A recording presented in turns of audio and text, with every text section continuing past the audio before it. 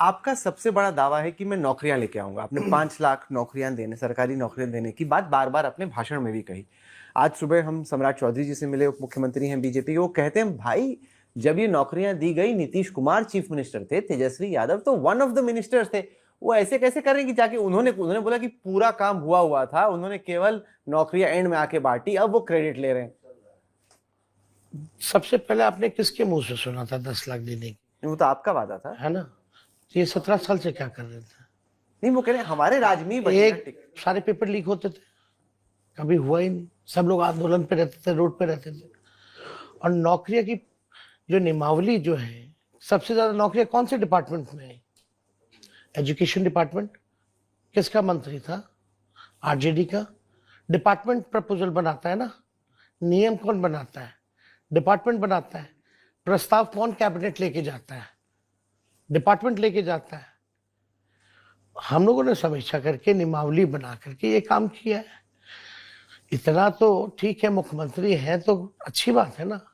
वो जो कहते थे असंभव है, यही नीतीश कुमार जी 20 के चुनाव में कहते थे कहां से लाएगा नौकरी, असंभव है। तो वो संभव कैसे हो गया 17 महीने में? इसके लिए आपको ताली खूब बजती है, मैंने देखा। पर ये लिमिटेड आइडिया नहीं है। अगर आप सबको सरकारी नौकरी ही प्रॉमिस करोगे, कितनों को दे पाओगे? बिहार में जितनी युवा आबादी है, केवल सरकारी नौकरी को प्रॉमिस नहीं हो सकता ना। अभी विपक्ष के लोग गवर्नमेंट ऑफ इंडिया में आ जाए, 1 सेकंड में 30 लाख नौकरी हम देंगे। कहां से लाएंगे? ऐसे खाली पद है। हाँ, खाली पद है, रिक्त पद है, भर देंगे। नहीं पर सरकार तो ब्लोट होती रहेगी ना, मोटी बजट तो है ना उस 30 लाख का, तभी तो क्रिएटेड है ना पद।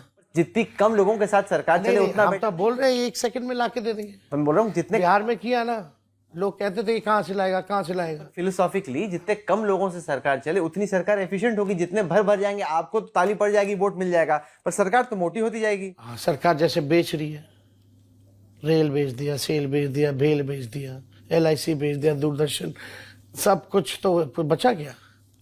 तो बेच दो, प्राइवेटाइज कर दो, आरक्षण खत्म कर दो, है ना? ये तो बड़ा अच्छा तरीका आरक्षण खत्म करने का कि प्राइवेटाइज कर दो। क्यों नहीं सरकार ला रही है प्राइवेट सेक्टर्स में भी रिजर्वेशन लाए? क्या विचार है मोदी जी का, प्राइवेट सेक्टर में रिजर्वेशन होना चाहिए कि नहीं होना चाहिए, जरा बताएं।